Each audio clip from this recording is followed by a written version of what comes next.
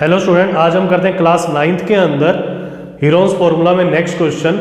इसको स्टार्ट करने से पहले आपने पहले भी वीडियोस देखे हैं तो आप चैनल को सब्सक्राइब कर दें और ये वीडियो अच्छी लगे तो वीडियो को शेयर कर दें और लाइक कर दें। देखो क्वेश्चन क्या है कि एक हवाई जहाज दे रखा है जो कागज का बना है, तो हवाई जहाज में प्रयुक्त कागज का क्षेत्रफल निकालना है। हमारे पास इसके अंदर कुल 5 भाग है, हम इन 5 भागों का क्षेत्रफल अलग अलग निकालेंगे और लास्ट में सबको जोड़ देंगे तो कागज का क्षेत्रफल आ जाएगा। तो पहला भाग देखो क्या है, पहले भाग में देखो ये 1 सेंटीमीटर है ना, तो ये भी 1 सेंटीमीटर हो जाएगा और ये 5 सेंटीमीटर हो जाएगा, तो ये एक त्रिभुज है। ठीक है, तो मैं क्या करता हूं, भाग 1 में त्रिभुज का क्षेत्रफल हीरोन्स फॉर्मूला से निकालेंगे। ए तो है 5 सेंटीमीटर, बी है 5 सेंटीमीटर और सी हमारे पास है 1 सेंटीमीटर। तो एस निकालेंगे, एस आ जाएगा a plus B plus C upon 2, 5 plus 5 plus 1 बटे में 2, ये आ जाएगा 11 बटे में 2 सेंटीमीटर। भाग 1 का क्षेत्रफल मतलब त्रिभुज का क्षेत्रफल। त्रिभुज का क्षेत्रफल क्या हो जाएगा, अंडर रूट के अंदर S minus A, S minus B, S minus सी।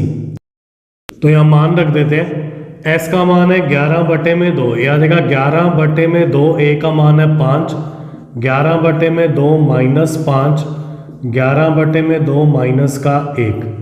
लघुत्तम ले लेते हैं अंदर, तो पहले तो है 11 बटे 2, पहली ब्रैकेट में 2 लघुत्तम आ गया तो यह आ जाएगा 11 माइनस 10, दूसरी ब्रैकेट में भी सेम आएगा और तीसरी ब्रैकेट में आएगा 11 माइनस 2 बटे में 2।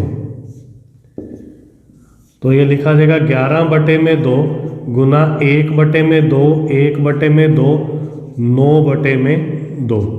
ठीक है, तो देखो क्या है, 2 4 बार है तो हमने 2 बार 2 को बाहर निकाल लिया। 9 का वर्गमूल होता है 3 और अंडर रूट 11, तो आ जाएगा 3 बटे 4 अंडर रूट 11 सेंटीमीटर स्क्वायर। अब हम ना 11 का वर्गमूल निकालेंगे, तो 11 का वर्गमूल मैं यहाँ निकाल लेता हूँ, 2 डेसिमल तक निकालता हूं मैं। तो पहले आएगा 3 तिया 9 और 3 ही हम जोड़ देंगे तो ये तो हो जाएगा 6, 11 माइनस 9 ये आ जाएगा 2, दशमलव लगाएंगे तो 2 0 आ जाएंगे। अब हमने इस टाइप से लिखना है कि 6 के साथ 1 इंटू 1, फिर 2 इंटू 2, फिर 3 इंटू 3, ये आ जाएगा 189। तो ये 3 पर जाएगा, यहाँ 3 आ जाएगा, यहाँ भी 3 आ जाएगा, 3 ही प्लस करेंगे हम और ये आ जाएगा 189, तो ये आ जाएगा 11 और ये आ जाएगा 66। अब हम क्या करेंगे, 2 0 और आ गई तो इस बार क्या करेंगे 66, इसको 1 गुना 1 और 2 गुना 2, तो ये तो 1100 से बड़ा होता है तो हमारे पास 1 पर ही जाएगा, तो हम इतना ही निकालेंगे। ठीक है, माइनस करने की जरूरत नहीं है। तो ये तो हमारे पास आ गया 3 गुना 3.31 और बटे में 4। 3.31 को 3 से गुना करेंगे तो ये आ जाएगा 9.93 बटे में 4। तो 4 से भाग दे देते हैं इसको, 9.93 को, 4 दूनी 8, ये आ जाएगा 1 दशमलव ये 9, 4 चौके 16। ठीक है, 3 3, 4 8 32। ठीक है, और 4 दूनी 8, तो क्या हो जाएगा 2.482। ठीक है, इस तीसरी डिजिट को छोड़ेंगे तो आ जाएगा 2.48 सेंटीमीटर स्क्वायर। अब भाग 2 देखते हैं। भाग 2 क्या है, एक आयत है, तो भाग 2 का क्षेत्रफल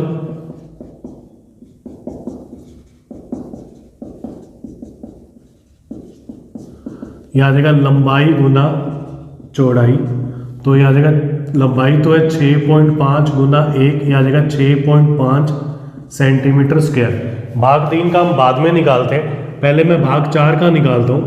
भाग 4 का क्षेत्रफल,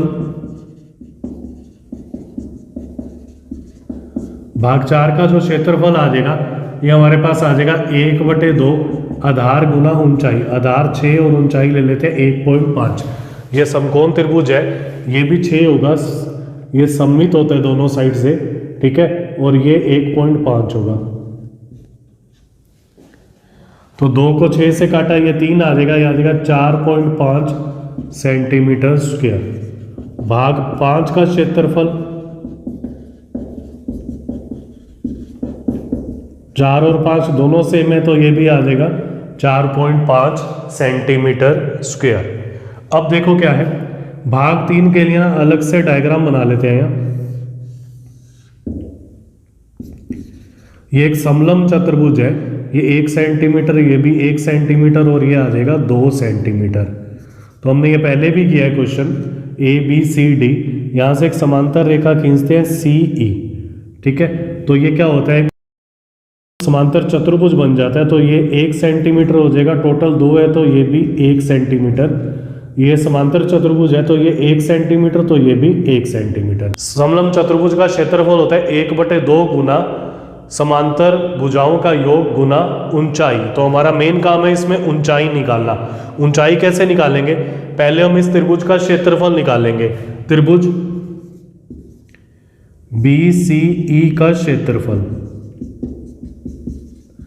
ये क्या है, समबाहु त्रिभुज है, इसकी तीनों भुजाएं बराबर हैं तो होता है √3/4 भुजा स्क्वायर। तो आ जाएगा √3/4 1 का स्क्वायर, तो आ जाएगा √3/4 सेंटीमीटर स्क्वायर, ठीक है। अब हम त्रिभुज का क्षेत्रफल 1/2 आधार गुना ऊंचाई रखकर निकालेंगे। अब देखो क्या है, पहले तो मैं यहाँ ये लिख देता हूँ भाग 3 में, क्योंकि थर्ड भाग का कर रहे हैं ये, ठीक है। तो त्रिभुज BCE का क्षेत्रफल यह आ जाएगा 1/2 गुना आधार गुना ऊंचाई। तो त्रिभुज BCE का क्षेत्रफल निकाला है √3/4 1/2। तो इसके अंदर जो आधार है ना वो तो है BE, ठीक है। और यहाँ से एक लंब खींच देते हैं तो ये हो जाएगी ऊंचाई, इस लंब को CM लिख देते हैं, तो गुना CM। तो √3/4 बराबर 1/2 गुना 1 गुना CM। तो √3/4 गुना 2 बराबर CM।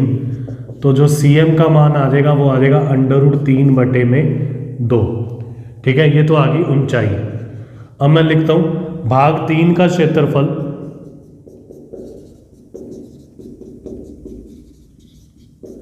यह आ जाएगा 1/2, ये बराबर होता है समलंब चतुर्भुज ABCD का क्षेत्रफल,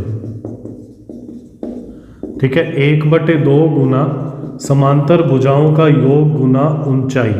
तो 1/2 समांतर भुजाएं इसके अंदर है AB + CD और ऊंचाई हमारे पास है CM। 1/2 गुना 2 + 1 गुना √3/2, तो यह आ जाएगा 3 √3/4। तो 3 गुना 1.732/4। 3 को 1.732 से गुना करेंगे तो आएगा 5.196/4। जब 4 से भाग देंगे ना तो आएगा 1.299 सेंटीमीटर स्क्वायर। मैंने यहाँ भाग नहीं दिया, आप भाग दे के देख लेना, इतना ही आएगा। अब हमने कुल कागज का क्षेत्रफल निकालना है तो हम सभी भागों को ऐड कर देंगे। कुल कागज का क्षेत्रफल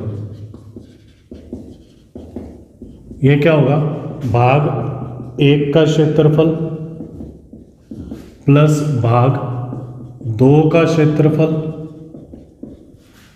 प्लस भाग 3 का क्षेत्रफल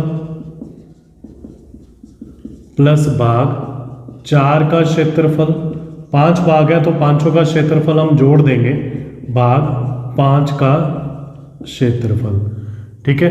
तो भाग 1 का जो क्षेत्रफल निकाला था ना, हमने निकाला था 2.48, भाग 2 का निकाला था 6.5, भाग 3 का हमने निकाला 1.299, भाग 4 का निकाला था 4.5 और इसका भी निकाला था 4.5।